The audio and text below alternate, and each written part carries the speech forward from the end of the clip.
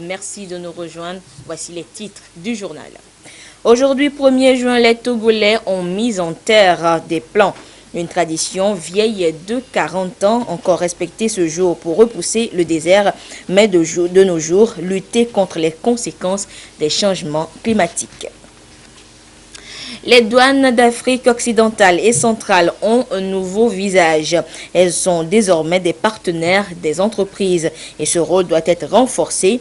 Objectif de la deuxième conférence des donateurs de l'AOC, de l'Organisation mondiale des douanes qui se tient à Lomé. Et puis la DOSI veut formaliser l'informel et pour cela, elle met à contribution tous les acteurs impliqués.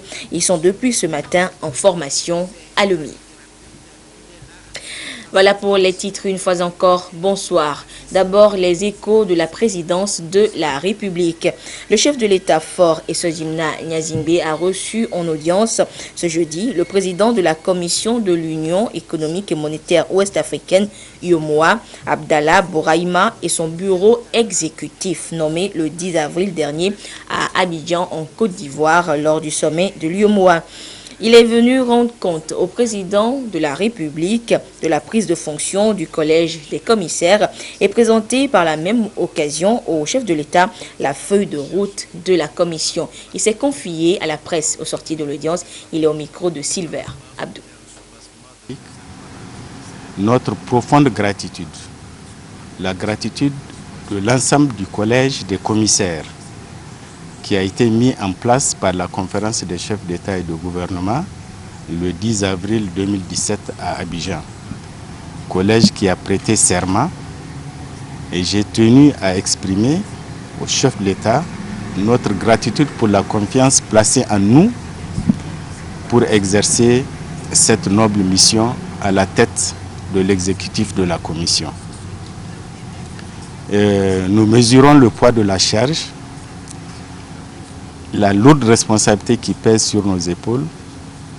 Nous sommes honorés, certes, et j'ai tenu à exprimer au chef de l'État notre engagement, notre ferme détermination à mériter cette confiance, mes collègues et moi-même. J'ai informé le chef d'État que justement le nouveau collège a pris fonction depuis le 9 mai 2017 et a remis la commission au travail qui a connu un certain temps de pause. Le collège a repris les choses en main. Le personnel a été informé sur les nouvelles orientations définies par la conférence des chefs d'État sur la base d'une nouvelle feuille de route, un nouveau cap qui a été fixé par la conférence des chefs d'État. Et j'ai informé le président de la République que les principaux chantiers de l'Union vont être repris, qu'il s'agisse de la poursuite de l'harmonisation des législations juridiques, fiscales et comptables, qu'il s'agisse de la surveillance multilatérale des économies par le biais des critères de convergence, qu'il s'agisse de la construction du marché commun, de la mise en œuvre des politiques sectorielles.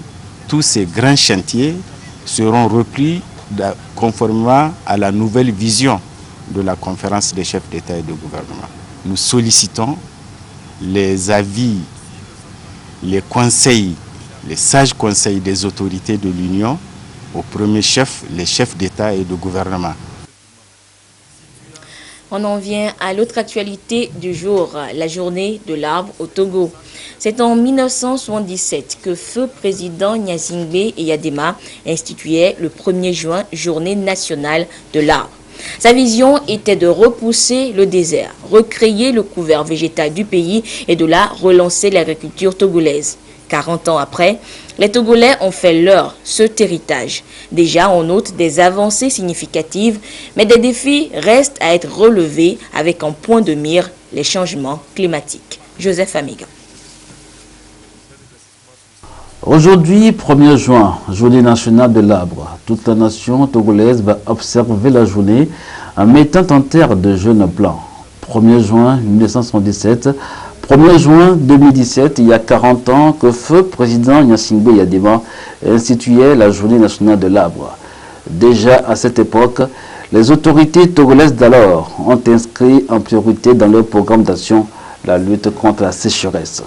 Feu président Gnassingbé Yadema a traduit cet acte en plantant un arbre, donnant ainsi le ton à cette journée qui va se perpétuer au fil des années. Il était donc question, et même encore aujourd'hui, de voir dans l'avenir un Togo vert avec une meilleure couverture forestière, un potentiel ligneux important. 40 ans après le lancement de la journée nationale de l'arbre, l'on peut noter que des efforts ont été faits, mais des défis restent encore à relever.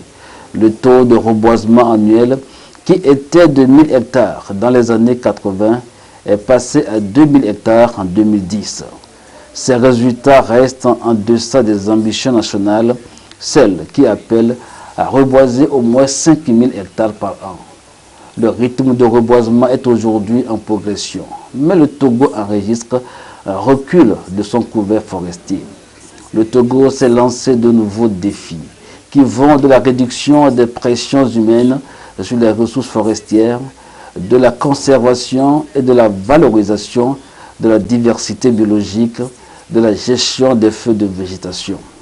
Tout ceci pour redynamiser la couverture forestière. Et le programme national de reboisement, élaboré et exécuté par le gouvernement, aura aménagé 300 000 hectares de forêt, dont 34 400 hectares de nouvelles surfaces plantées et 265 600 hectares de forêts restaurées d'ici à 2021. L'ambition est noble. Et l'on comprend aisément que la journée nationale de l'arbre lancée en 1977 par feu président Gnassingbé Yadema est poursuivie aujourd'hui à tout son sens dans le processus de développement durable du Togo. Aujourd'hui, 1er juin, le Togo célèbre donc la journée de l'arbre. Tout le gouvernement, avec à sa tête le Premier ministre comme ici l'homme Classou, a répondu présent à ce rendez-vous sur le grand contournement de Lomé. Des centaines de jeunes plants ont été mis en terre avec pour seule ambition réhabiliter le couvert végétal national. Les précisions avec Ramdan Bassina. Les enjeux et défis liés à la conservation du couvert végétal togolais doivent impliquer chaque acteur et chacun doit s'y mettre pour sa préservation durable. Le Togo s'y attelle depuis 40 ans en instaurant la journée de l'arbre chaque 1er juin. Cette année encore, le gouvernement togolais, avec à sa tête le Premier ministre comme Selon Classou, a pris d'assaut le grand contournement de Lomé. Ici, des centaines de Cassia siamea, communément appelés Zangerati, et Milesia Tonendi ou Atitenti ont été plantés. Ça me fait plaisir de voir qu'il y a autant de mobilisation auprès de l'environnement et qu'on n'ait pas attendu justement qu'une ministre vienne avec une thématique, que c'est un projet qui est là depuis longtemps. Le message que je donnerai aux autres femmes, c'est prenez soin déjà autour de vous et ça vous aidera à prendre soin de vous-même. Le choix de ces essences se repose sur le fait que les systèmes racinaires ne sont pas développés, donc ça n'a pas d'influence négative sur la route et c'est des essences aussi qui produisent beaucoup d'ombrage. Et donc vous voyez, au bord de cette route, on aura besoin de l'ombre et ces essences sont les mieux adaptées. La campagne nationale de reboisement prévoit de planter 5 000 hectares cette année et 50 000 hectares d'ici à 2030. À ce jour, le couvert végétal togolais est estimé à 24,24% avec un taux de déforestation annuel de 5%, d'où la nécessité de redoubler d'efforts. La cérémonie que nous venons de faire représente quand même le début du lancement, comme nous avons l'habitude de le faire tous les ans, le début du lancement de la grande sensibilisation au reboisement.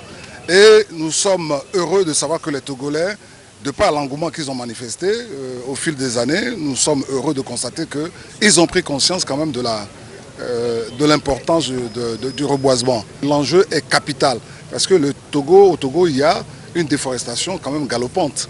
Vous savez que certaines aires protégées sont prises d'assaut par des transhumants. Nous savons qu'il y a les feux de végétation qui détruisent. Avec la croissance démographique importante. Le thème retenu cette année pour la campagne de reboisement est « Reboiser, c'est assurer les produits forestiers ligneux et non ligneux à la génération présente et future ». qui a planté un arbre n'a pas vécu inutilement. Et cet adage, les députés à l'Assemblée nationale l'ont eux aussi corroboré en respectant la tradition nationale du 1er juin. Les élus du peuple ont reboisé le site du nouveau siège du Parlement. Gérard Lagoudou.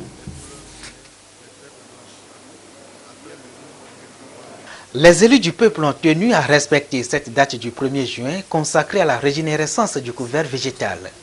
Les députés à l'Assemblée nationale ont mis en terre de jeunes plants, Guayacom, Milésia, Badamier, puis Casia Simea, le tout sur une superficie de 3000 m². Le site, le nouveau siège de l'Assemblée nationale, actuellement en chantier. Nous faisons ça pour manifester notre joie. Tout à fait normal puisque les Togolais sont appelés tous les ans, 1er juin, à planter au moins un arbre. Si nous, 7 millions de Togolais, nous plantons chaque année 7 millions d'arbres, vous verrez que notre pays ne sera pas déserté. Je crois que c'est ça. Nous invitons toute la population. Les députés sont venus montrer l'exemple ce jour et nous le ferons maintenant tous les ans. Cette journée du 1er juin dédiée au reboisement sur toute l'étendue du territoire national a également permis aux députés à l'Assemblée nationale de se faire une idée de l'état d'avancement des travaux de construction du nouveau siège de l'Assemblée. Devoirs civiques et citoyens respectés également par les forces de l'ordre et de sécurité ce matin. L'état-major général des FAT a été pris d'assaut pour cette opération de reboisement. Maouto Adjossi, Viviane Souvi, Rachel Aougou. Ici, à l'état-major des forces armées togolaises, la tradition est respectée. Au commandement du général Kadanga à Balo, les forces armées se sont mobilisées pour planter des arbres. Environ 200 plants sont mis à leur disposition pour reboiser le nouveau site de l'établissement général des services. Un geste pour démontrer une fois encore la place capitale que les plantes occupent dans la protection du couvert végétal au Togo. À travers cet acte, les forces armées togolaises veulent alors accompagner le gouvernement dans sa politique de lutte contre la déforestation et les effets néfastes du changement climatique au Togo. C'est depuis 1977 que le Togo a décrété le 1er juin comme journée de l'arbre. Et parlant toujours des forces de sécurité et de défense, à la nouvelle direction de la gendarmerie nationale Sisa Goué Kakavili, le colonel Massina Yotrofei et sa suite ont mis en terre de jeunes plants ce 1er juin. Une manière pour eux d'apporter leur pierre à l'édifice de la protection de l'environnement au Togo. Et pour cette 40e édition de la célébration de la journée de l'arbre, la Caisse nationale de sécurité sociale était également de la partie. Le personnel de la Caisse a observé cette journée en mettant en terre 500 plants de Terminalia Superba dans le jardin de l'institution. Serge Tastom, Nathalie Banigué. Dans le jardin de la Caisse nationale de sécurité sociale, le personnel administratif a mis en terre des plants de Terminalia Superba. Un geste qui permettra de préserver cet espace déjà utile pour les agents de l'institution et ses partenaires. Sous les arbres qui existaient déjà, on a mis des bancs en ciment pour que les gens qui viendront à la CNSS peuvent se reposer sous ces arbres. Non seulement les travailleurs, mais aussi nos partenaires sociaux. Donc, c'est dire que l'œuvre que nous sommes en train de faire aujourd'hui, les plantes que nous sommes en train de mettre aujourd'hui, c'est pour encore avoir plus de l'ombre, plus de la fraîcheur pour tous les Togolais. Au total, 500 plants de Terminalia Superba ont fait objet de reboisement par la CNSS à cette 40e édition de la Journée nationale de l'arbre. Le sens principal, c'est le recommencement. C'est-à-dire l'arbre planté aujourd'hui va grandir, donner des fruits si possible, être utile à la société et surtout protéger l'environnement. Aujourd'hui, la mission de la Caisse nationale de sécurité sociale, c'est vrai, c'est s'occuper du social, mais s'occuper du social, on associe ça aussi à la prévention. L'arbre jouant un rôle dans la protection de l'environnement et permettra aussi de nous éviter certaines maladies liées à la destruction de la couche de l'ozone. Terminalia Superba est un arbre à vertu thérapeutique, encore appelé limba, Il grandit jusqu'à la hauteur de 30 à 40 mètres et à maturité sera fabriqué des planches connues sous le nom de traquets. La tradition du 1er juin a été respectée à l'université de Lomé. Responsables administratifs, corps enseignants et étudiants ont mis en terre des plans. L'idée est d'aménager un espace forestier au sein de l'institution. Et à l'Agence nationale d'assainissement et de salubrité publique, ANASAP, les jeunes plants, les pelles, les roues et les arrosoirs étaient à l'honneur. Rachel Aokou, Clarisse Atikle. Mobilisé pour la 40e édition de la Journée nationale de l'arbre au Togo, le personnel de l'Agence nationale d'assainissement et de salubrité publique ANASAP, au devant duquel le directeur général a mis en terre de jeunes plants. Ce sont environ 3000 plants essentiellement des Kaya sénégalensis, communément appelés Maougen, qui sont utilisés pour restaurer le couvert végétal au niveau du grand contournement de Lomé. Avoir un Togo vert pour pallier aux aléas climatiques fait partie de la politique du gouvernement dans son plan de développement national. Donc, il est impérieux que chaque Togolais plante un arbre ce jour ou les jours à venir et l'entretienne tout au long de l'année. C'est ce que l'ANASAP donc a choisi de faire ce matin en plantant des arbres le long du boulevard du Grand Contournement. C'est bien de mettre un plan, mais il faut l'entretenir. Il faut l'entretenir pour que notre travail ne soit pas en vain. Alors donc, j'invite chaque Togolais qui va planter un plan à le visiter tout au long de l'année, l'arroser pour qu'il puisse grandir et servir. Pour marquer d'un cachet spécial cette journée, les associations, ONG, CDQ et les personnes de bonne volonté impliquées dans la protection de l'environnement se sont joints à l'ANASAP. Comme quoi, le reboisement est une affaire de tous pour lutter contre les changements climatiques. Il faut donc susciter l'engouement de la population autour de la notion de développement durable. La capacité des arbres à absorber le dioxyde de carbone est bien connue et joue un rôle fondamental dans la lutte contre le changement climatique. C'est ce qui a entre autres motivé l'Université de Lomé à se mobiliser ce 1er juin pour planter des arbres. 1000 plants ont été mis en terre par les responsables administratifs, le corps enseignant et les étudiants. Le projet est de mettre en terre 3000 plants sur cet espace de 3,2 hectares afin de créer un espace forestier. Nous sommes dans un contexte de changement climatique et l'une des actions phares qui est conseillée pour juguler ces changements climatiques, c'est la création des puits à carbone qui sont des espaces reboisés qui permettent d'absorber le CO2. Et donc l'université s'engage dans cette dynamique de développement durable en marquant solennellement la journée du 1er juin qui a été consacrée il y a 40 ans au reboisement, à la mise en terre des plants, à leur entretien pour reconstituer la végétation du Togo. Les espèces locales ont été sélectionnées pour ce projet. Un entretien sera fait par les agents du service environnement et les étudiants du club environnement de l'Université de Lomé pour s'assurer que les plants grandissent et que le rêve de forêt en pleine ville se réalise. Et pour pérenniser cette tradition vieille de 40 ans, les enfants sont mis à contribution, comme c'est le cas du côté de l'ONG Togo Environnement Propre, qui a lancé ce 1er juin l'opération Enfants ambassadeurs de l'environnement. Des précisions avec Adolphe Paca. Les enfants, placés au cœur de la journée de l'arbre au Togo, de quoi les amener à devenir ambassadeurs de l'environnement. Un enfant, un arbre. Agissons aujourd'hui pour demain. J'ai planté un arbre aujourd'hui, je suis fière et je l'ai donné comme nom hibiscus. Planter aujourd'hui un arbre, c'est pour les générations futures et les enfants mobilisés pour cette opération l'ont fait à cœur joie, comme pour affirmer leur engagement pour la cause de l'environnement. L'environnement est en péril aujourd'hui et nous les enfants, nous sommes les ambassadeurs de l'environnement. Cette image est bien parlante.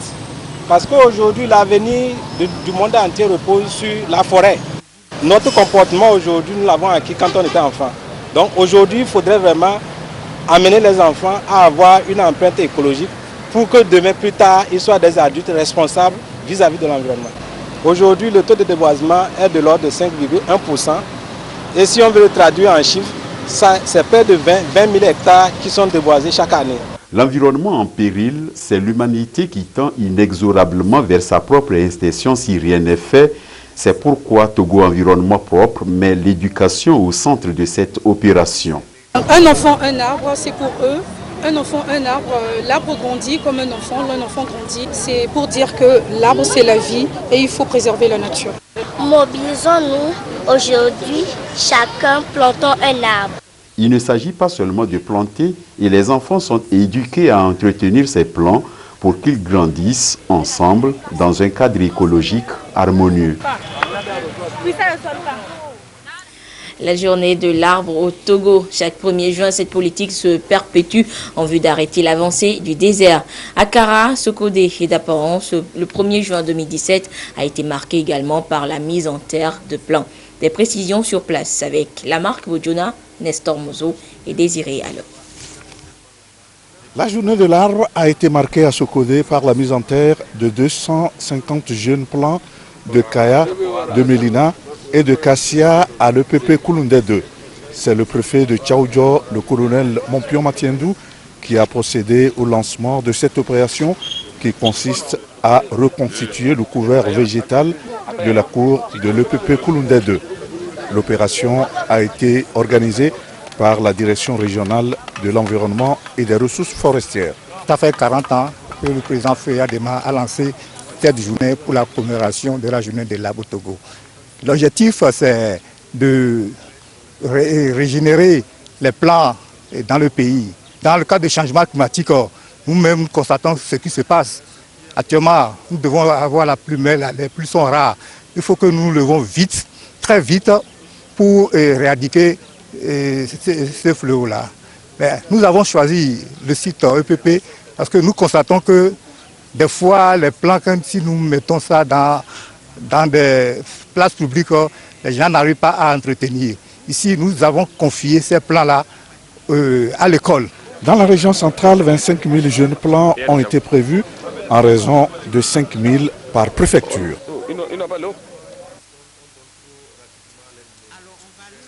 Trois sites ont été retenus pour le lancement de l'opération de la journée de l'arbre à Kara.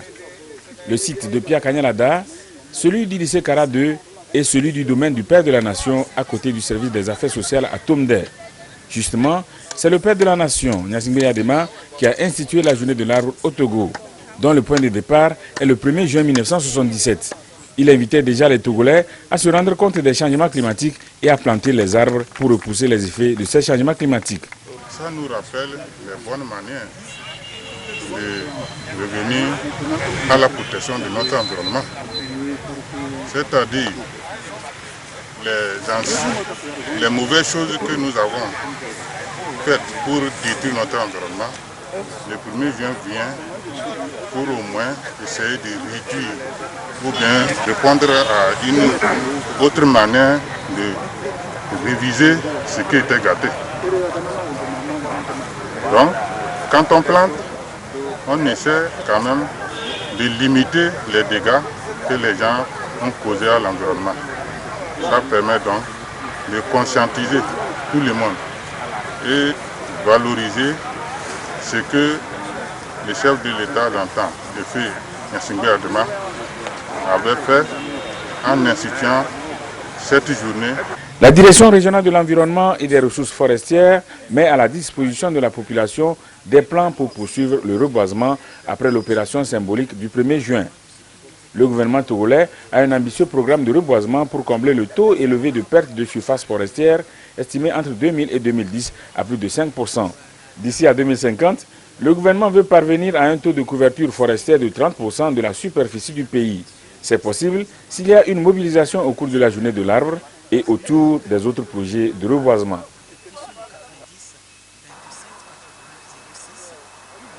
1er juin, journée de l'arbre au Togo, édition 2017. Partout dans le pays, la tradition est observée, comme ici à Dapan. Des autorités locales, appuyées par la population, se sont prêtées à la tradition. Des citoyens et citoyennes qui posent un acte qui contribue à la protection de l'environnement. Des centaines de plants sont mis en terre dans ce bas-fond à la sortie nord de la ville de Dapan. Une volonté de renforcer la protection environnementale.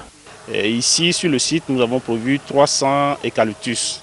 Pourquoi les eucalyptus pour le site? C'est parce que c'est un site généralement ou bien globalement inondable. En dehors de ce lancement officiel que nous faisons ce matin ici à Nassablé, nous avons, avec l'appui des ONG Songouman au niveau de Naki Ouest, nous aurons à mettre aussi à terre 150 plants. Il y a l'ONG Unifesa qui nous appuie aussi au niveau de la forêt communautaire de Tami. Et à voir la situation géographique de notre préfecture, on se dit il est urgent que nous mettons la main à la pâte, c'est-à-dire en encourageant ces activités de reboisement. Nous les femmes, nous avons droit à sensibiliser nos camarades à reboiser les plants parce que nous sommes les premières destructrices des arbres. Nous allons les sensibiliser à surveiller ces arbres-là, à les protéger.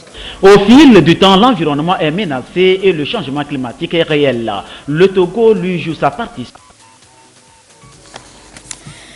Autre actualité à présent, une délégation de la Cour constitutionnelle de la République démocratique du Congo est en visite de travail depuis ce matin à Lomé. Il est question pour cette délégation d'échanger avec la Cour constitutionnelle du Togo sur ses expériences professionnelles et surtout le processus électoral. Lucassi, Arnaud Kili.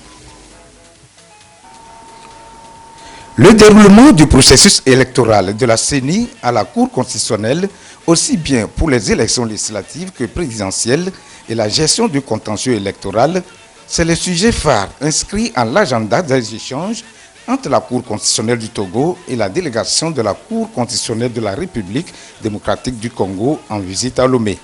Une visite de travail qui témoigne des excellentes relations de coopération qui existent entre les deux institutions. Nous avons choisi la Cour constitutionnelle du Togo compte tenu de son professionnalisme. Depuis sa création, elle a pu consulter une jurisprudence de référence et ce sera l'objet des échanges d'expérience entre nos collègues du Togo et nous-mêmes. Puisque dans quelques mois, la RDC aura à organiser des élections générales et les juges constitutionnels et juges électoraux, aussi bien pour l'élection présidentielle que pour les élections législatives. Née avec la Constitution d'octobre 1992, la Cour constitutionnelle du Togo entend partager son expertise et sa spécificité avec son institution sœur de la RDC qui existe seulement depuis 2 ans. Il importe de renforcer cette coopération en tant qu'instrument qui permet d'échanger et de s'ouvrir sur le monde. Car aujourd'hui, notre monde est devenu un village planétaire où tout évolue très rapidement. Notre cours a déjà donc une longue histoire dans le domaine constitutionnel et c'est cette riche expérience que nous voulons partager. Cette séance de travail permettra aux 2 cours constitutionnelles de consolider l'état de droit dans leur pays. Comment formaliser le secteur informel? L'idée semble surprenante. Eh bien non, elle est réelle et fait même l'objet d'une formation ouverte depuis ce matin à Lomé. C'est une initiative de la délégation à l'organisation du secteur informel d'OSI. Les précisions avec Serge Tastom et Nathalie Banege. Le Togo, depuis 2008, s'est engagé à organiser, à structurer les acteurs du secteur informel et à faciliter leur accès aux moyens de production, aux services socio-économiques de base et à la protection sociale, et ce, par l'entremise de la délégation à l'organisation du secteur informel d'OSI. C'est dans cette même dynamique que les acteurs impliqués dans la réussite du processus de formalisation de ce secteur se forment sur les concepts clés de l'économie informelle les méthodes d'analyse, de même que les politiques et stratégies de formalisation en lien avec la recommandation numéro 204 du BIT. Tous les acteurs et beaucoup de chercheurs et de politiques ont une vision différente de ce qu'on appelle l'informel. Il est donc très important de commencer par présenter de façon claire, synthétique et sans ambiguïté les définitions qui ont été données de ce phénomène. Du secteur informel d'abord, c'est-à-dire des micro-entreprises, de l'emploi informel ensuite, c'est-à-dire des emplois qui sont précaires, ne satisfont pas aux critères habituels d'un emploi décent. Au Togo, plus de 80% de la population active exerce dans l'économie informelle. Pourtant, ce secteur, qui contribue à 40% au PIB national, éprouve des difficultés à accéder aux moyens de travail et de production et à la protection sociale, notamment l'assurance maladie. Conséquence, cette activité économique est fragilisée, d'où l'intérêt de cette rencontre. Il est question d'outiller ces personnes pour qu'elles soient à même de mettre en pratique tout ce qu'il y aura comme activité visant à améliorer les conditions de vie des acteurs. Ils vont chacun dans sa localité en appui, en accompagnement avec nos chefs, les chefs des agences régionales, essayer de multiplier ces formations, faire des partages. Organisée par la DOSI avec l'appui du BIT, cette formation entend créer les conditions adéquates pour assurer la transition de l'économie informelle vers l'économie formelle. L'accord de facilitation des échanges dans les pays membres de l'OMD est entré en vigueur en février dernier. Pour trouver les outils nécessaires à la mobilisation des ressources pour le financement des projets dans la région Afrique occidentale et centrale, la deuxième conférence des donateurs de l'Organisation mondiale des douanes fait du sujet une priorité. Elle a été ouverte ce 1er juin à Lomé et a pour thème faciliter les échanges et sécuriser la chaîne logistique. Kwasi Glé, Augustin Kossi, Pierre Sousouko. La mobilisation des ressources internes pour financer les projets de développement, un défi auquel sont souvent confrontées les administrations douanières. À Lomé, experts, partenaires au développement et agents des douanes des 23 pays membres de l'Organisation mondiale des douanes, région Afrique occidentale et centrale, se sont retrouvés pour réfléchir sur la question. Ils sont appelés à identifier des mécanismes devant permettre de faciliter les échanges et sécuriser la chaîne logistique. Que la modernisation des douanes, la réforme des douanes peut faciliter l'échange, ça c'est le premier point. Et pour cela, on a besoin d'investissement pour la technologie informatique. Puisque les douanes, c'est la connectivité sur les frontières, donc on doit appliquer les standards ou les procédures harmonisées pour qu'on puisse connecter toutes les marchandises, tous les flux des marchandises et des peuples. Il faut bien appliquer la gestion de risque aux frontières pour qu'on puisse distinguer des flux légitimes et des flux illicites. C'est dire que la modernisation des administrations douanières de la région résulte de la mise en œuvre des projets novateurs, bien sûr, avec l'accompagnement des bailleurs de fonds. C'est à cet exercice que se livrent les experts en ayant en vue l'accord de l'OMC sur la simplification et l'amélioration des procédures douanières. Il s'agit d'un ensemble de mesures à mettre en œuvre pour faciliter les échanges et sécuriser la chaîne logistique internationale. La conférence des donateurs, qui est la deuxième après celle tenue à Yaoundé, est destinée à échanger avec les bailleurs de fonds qui ont un rôle primordial à jouer en termes d'accompagnement des administrations douanières. Nous avons également besoin de mettre en place un certain nombre de projets bancables, vous voyez, des projets susceptibles d'être appuyés par les partenaires techniques et financiers. Le Togo s'est déjà lancé dans ce processus avec la création de l'OTR qui intègre désormais la douane et les impôts. La mise en place du guichet unique pour le commerce extérieur et les différentes réformes fiscales opérées participent à ce processus. Nul ne contestera l'impact des investissements en matière de modernisation douanière sur la gouvernance, la qualité du service, la mobilisation des recettes et sur les relations partenariales avec les entreprises. Notre souhait est de voir les administrations se moderniser grâce à nos propres efforts et grâce à l'appui des bailleurs de fonds pour relever les défis économiques, sécuritaires et de facilitation des échanges. La présente tenue de la deuxième conférence des donateurs à Lomé, avec la présence effective de nombreux partenaires au développement, offre à l'OTR l'occasion de prendre une part encore plus active dans les projets de la région. Cette mutualisation des compétences va permettre aux administrations douanières non seulement de mobiliser les ressources, mais aussi lutter efficacement contre l'insécurité transfrontalière pour une intégration régionale réussie et accrue. Le président de l'Assemblée nationale informe les honorables députés que la 4e séance plénière de la première session ordinaire de l'année aura lieu le mardi 6 juin 2017 à 9h au Palais des Congrès, siège du Parlement. Et dans le reste de l'actualité, notez qu'au Mali, une nouvelle attaque contre un camp de l'ONU et l'opération française Barkhane a fait plusieurs blessés ce jeudi matin. Des patrouilles terrestres et aériennes ont été déclenchées pour repérer et capturer les assaillants.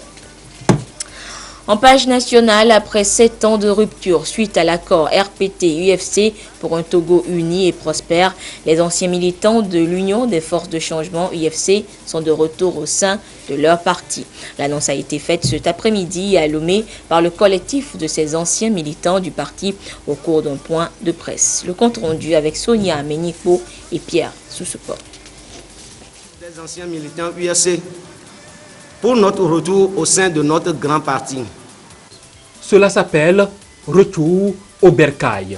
Les anciens militants de l'UFC se constituent en collectif pour marquer leur retour au sein de l'Union des forces de changement. Nouvelle portée à l'attention du public à travers cette rencontre avec la presse. L'accord RPT-UFC a produit un effet qui nous donne aujourd'hui confiance que vraiment ce pays est stabilisé. Vous n'êtes pas sans savoir que G-Christ avait normalement devait poser cet acte depuis des années. Mais il y a eu des divergences au sein même de notre parti. Ce qui nous a fait reculer. Et le moment venu, nous avons vu que l'accord a produit un fruit qui nous donne aujourd'hui le courage de faire la meilleure politique. Le collectif entend apporter un nouvel élan dans le parti pour faire efficacement face aux défis de l'heure. L'ensemble des membres dissidents espèrent que leur main tendue sera acceptée par le premier responsable du parti, Gilles-Christ Olympio. Il y a 7 ans, l'UFC a opté pour le dialogue et la réconciliation pour un Togo uni et prospère. Une position diversement appréciée. Le collectif marque ainsi son adhésion à l'accord UFC-RPT qui, selon lui, portait déjà des fruits. Nous sommes jeudi et Claude Ama nous a rejoint sur ce plateau pour la page des sports. Claude, bonsoir. Bonsoir, Anita. L'Association des entraîneurs de football du Togo dispose désormais d'un nouveau bureau exécutif. Anita, c'est suite à l'Assemblée générale élective de cette association qui s'est tenue hier dans notre capitale. Compte rendu à Flem Johnson, Champion-Tuba.